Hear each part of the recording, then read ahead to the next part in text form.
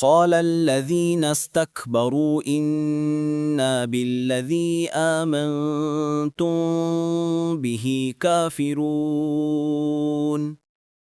অনুবাদ, যারা অহংকার করেছিল তারা বলল, নিশ্চয় তোমরা যার প্রতি ঈমান এনেছ আমরা তাতে কুফুরিকারী। তফসির ১ নং ফুটনোটের বিবরণ। এখানে সমুদ জাতির দলের মধ্যে অনুষ্ঠিত সংলাপ উল্লেখ করা হয়েছে। এক দল সলেহ আলাইহিস সালামের প্রতি বিশ্বাস স্থাপন করেছিল, দ্বিতীয় দল ছিল অবিশ্বাসী কাফেরদের।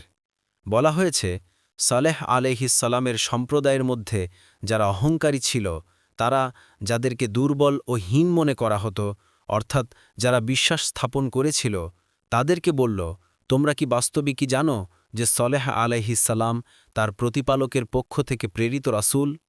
উত্তরে মুমিনরা বলল, আল্লাহর পক্ষ থেকে যে হেদায়াত সহ তিনি প্রেরিত হয়েছেন আমরা সেগুলোর প্রতি বিশ্বাসী। সামুদ জাতির মুমিনরা কি চমৎকার উত্তরই না দিয়েছে যে, তোমরা এ আলোচনায় ব্যস্ত রয়েছ যে তিনি রাসূল কিনা। আসলে এটা আলোচনার বিষয়ই নয়, বরং জাজল্যমান ও নিশ্চিত। সাথে সাথে এটাও নিশ্চিত যে তিনি যা বলেন তা আল্লাহ তাআলার কাছ থেকে আনীত বাণী। জিজ্ঞাস্য বিষয় কিছু থাকলে তা এই যে কে তার প্রতি বিশ্বাস স্থাপন করে আর কে করে না। আল্লাহর দয়ায় আমরা তার আনীত সব নির্দেশের প্রতি বিশ্বাসী। কিন্তু তাদের এই অলঙ্কারপূর্ণ উত্তর শুনেও সমুদ জাতি পূর্ববৎ ঔদ্ধত্য প্রদর্শন করে বলল, যে বিষয়ের প্রতি তোমরা বিশ্বাস স্থাপন করেছ আমরা তা মানি না। দুনিয়ার মহব্বত, ধন সম্পদ ও শক্তির মত্ততা থেকে আল্লাহ তাআলা নিরাপদ রাখুন।